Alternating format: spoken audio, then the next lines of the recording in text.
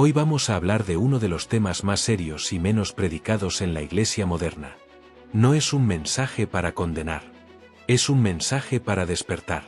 Porque la Biblia es muy clara, Dios desea que todos los hombres sean salvos y lleguen al conocimiento de la verdad, como dice 1 de Timoteo 2:4. Dios no quiere que nadie se pierda. Pero también es verdad que la salvación tiene condiciones.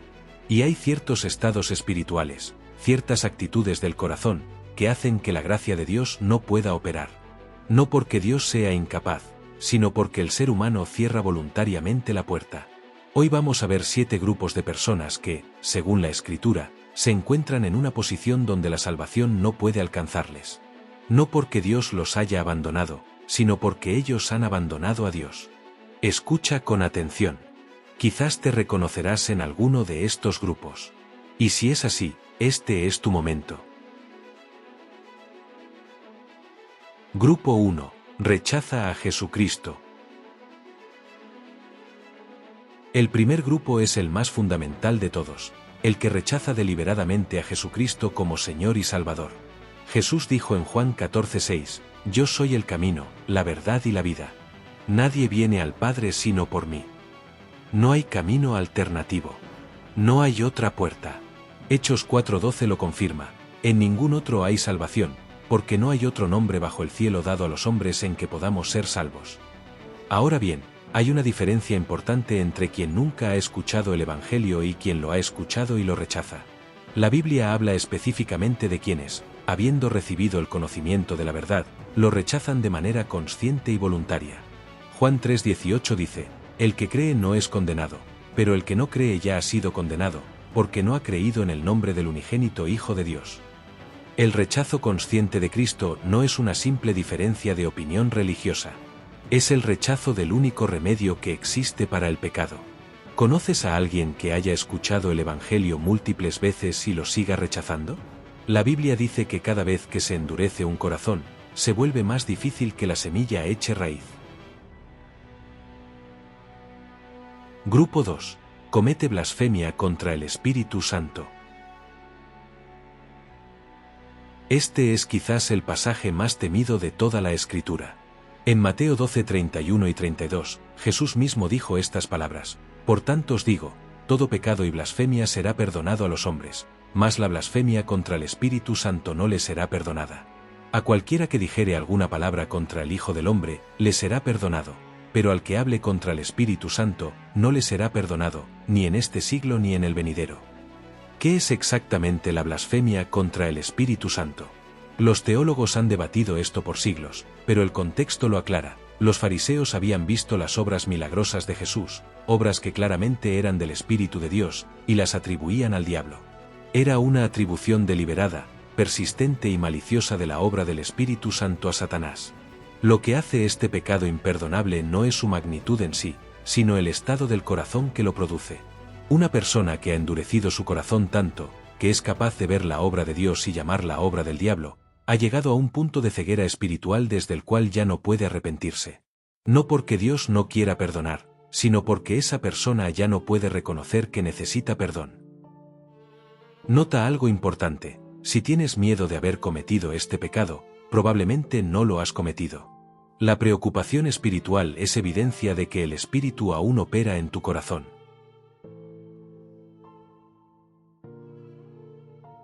Grupo 3. El apóstata deliberado. El tercer grupo es el del apóstata, alguien que conoció la verdad, la profesó, y luego la abandonó de forma deliberada.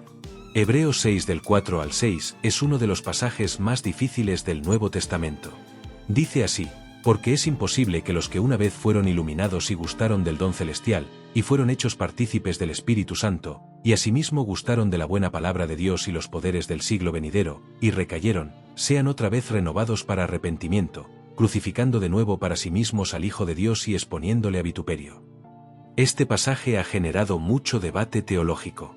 Pero lo que es claro es la condición que describe: alguien que ha tenido experiencia genuina con las verdades espirituales, que ha gustado del poder de Dios, y que deliberadamente da la espalda.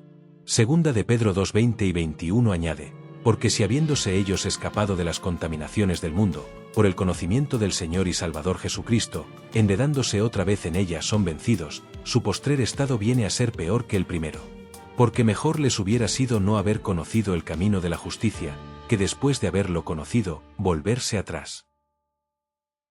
La apostasía no es una crisis de fe temporal. Es un abandono deliberado y final de la verdad conocida. Grupo 4. El orgulloso que no reconoce su necesidad. El cuarto grupo puede sorprenderte, porque no suena tan dramático como los anteriores. Pero es uno de los más comunes. Santiago 4:6 dice, Dios resiste a los soberbios y da gracia a los humildes. Y Proverbios 16:18 advierte, antes del quebrantamiento es la soberbia, y antes de la caída la altivez de espíritu. La gracia de Dios fluye hacia quien reconoce que la necesita.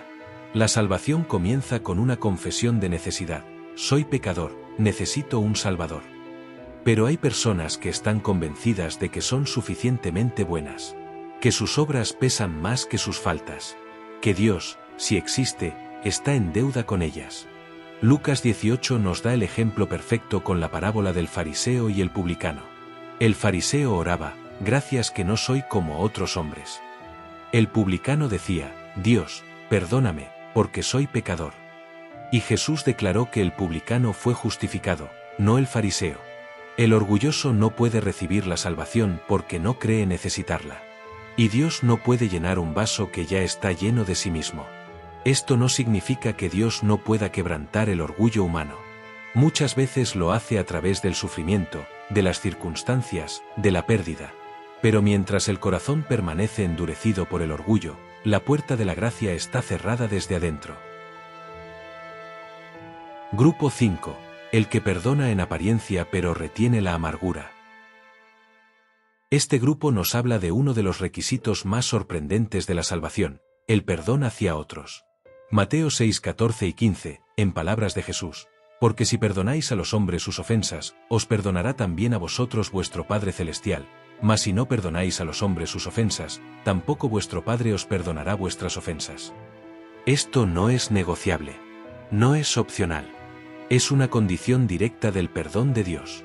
Y en Mateo 18, en la parábola del siervo que había sido perdonado de una deuda impagable pero que salió y asfixió a quien le debía una pequeña cantidad, el rey lo llama y le dice, siervo malvado, toda aquella deuda te perdoné, porque me rogaste. ¿No debías tú también tener misericordia de tu consiervo?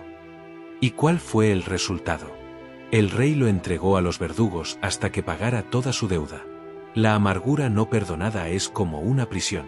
La persona que no perdona se condena a sí misma a vivir encadenada al pasado, y según la Escritura, a perder la comunión con Dios que es la esencia misma de la salvación. Aquí hay que aclarar algo importante. Perdonar no significa negar que el daño ocurrió. No significa restablecer una relación con quien te hizo daño. Significa soltar la deuda desde tu corazón y dejarla en manos de Dios. Es un acto de la voluntad, no de los sentimientos. Si hay alguien en tu vida a quien no has perdonado, hoy es el día. Grupo 6. El indiferente, el que siempre pospone. El sexto grupo es posiblemente el más numeroso de todos. No rechaza el Evangelio con hostilidad. Simplemente lo posterga. Cuando tenga tiempo. Cuando las cosas se calmen. Cuando sea viejo. Mañana. Hebreos 3:7 y 8 advierte, por lo cual, como dice el Espíritu Santo, si oyereis hoy su voz, no endurezcáis vuestros corazones. Y Hebreos 3:15 lo repite como eco, entre tanto que se dice, hoy, si oyereis su voz, no endurezcáis vuestros corazones. La palabra es hoy. No mañana. Hoy. Lucas 12 nos muestra al hombre rico que planificó su futuro con total tranquilidad. Diré a mi alma, alma, muchos bienes tienes guardados para muchos años, repósate, come, bebe, regocíjate. Pero Dios le dijo, necio, esta noche vienen a pedirte tu alma. La indiferencia es una trampa mortal porque no se siente como peligro. El que rechaza a Cristo con ira al menos está pensando en él. El indiferente ni siquiera lo considera una prioridad. Romanos 2:4 advierte que la bondad de Dios tiene un propósito. O menosprecias las riquezas de su benignidad, paciencia y longanimidad, ignorando que su benignidad te guía al arrepentimiento. Cada día sin respuesta es un día en que el corazón se endurece un poco más, sin que la persona lo sepa. Grupo 7. El que depende de sus obras religiosas y no de la gracia. El séptimo grupo es el más trágico de todos, porque son personas profundamente religiosas que creen estar bien con Dios, pero que nunca han puesto su fe genuinamente en Jesucristo. Efesios 2:8 y 9 es uno de los versículos más fundamentales de la fe cristiana, porque por gracia sois salvos por medio de la fe, y esto no de vosotros, pues es don de Dios, no por obras, para que nadie se gloríe. Y Gálatas 2:16, sabiendo que el hombre no es justificado por las obras de la ley sino por la fe de Jesucristo. Hay personas que van a la iglesia todos los domingos, que dan diezmos, que hacen buenas obras, que guardan rituales religiosos, pero que nunca han tenido un encuentro personal y genuino con Jesucristo. Su religión es cultural, heredada, social. Pero no hay una fe personal y viva. Mateo 7:21 al 23 son las palabras más aterradoras de Jesús. No todo el que me dice Señor, Señor, entrará en el reino de los cielos, sino el que hace la voluntad de mi Padre que está en los cielos. Muchos me dirán en aquel día, Señor, Señor, ¿no profetizamos en tu nombre, y en tu nombre echamos fuera demonios, y en tu nombre hicimos muchos milagros? Y entonces les declararé, nunca os conocí, apartaos de mí, hacedores de maldad. Nunca os conocí. No los conocía. La relación nunca existió. La salvación no es un sistema de puntos religiosos. Es una relación personal con una persona viviente, Jesucristo. Y la puerta de entrada a esa relación es la fe, el arrepentimiento genuino y el reconocimiento de que nadie puede salvarse a sí mismo. Hemos visto 7 grupos. Y quiero ser muy claro. Este mensaje no es para señalar a nadie con el dedo. Es una invitación urgente. Si te has reconocido en alguno de estos grupos, escucha esto. Estás aquí, en este momento, escuchando este mensaje. Y eso no es casualidad. El Espíritu Santo aún te habla. Eso significa que la puerta no está cerrada para ti todavía. Segunda de Pedro 3:9 dice que Dios no quiere que ninguno perezca, sino que todos procedan al arrepentimiento. Y en Apocalipsis 3:20, Jesús mismo dice, He aquí, yo estoy a la puerta y llamo, si alguno oye mi voz y abre la puerta, entraré a él y cenaré con él, y él conmigo. Llama. No fuerza. Llama. Si hoy sientes ese llamado en tu corazón, no lo dejes pasar. No importa cuánto tiempo llevas alejado. No importa lo que hayas hecho. No importa cuántas veces hayas pospuesto. La Biblia dice en Romanos 10:13, todo aquel que invocare el nombre del Señor será salvo. Todo aquel. Sin excepción. La decisión es tuya. Pero el poder de cambiar tu eternidad está disponible ahora mismo, en este momento, a través de una oración sincera y un corazón dispuesto a rendirse a Jesucristo. No esperes más. Si este vídeo ha tocado tu corazón, ahora es el momento de suscribirte.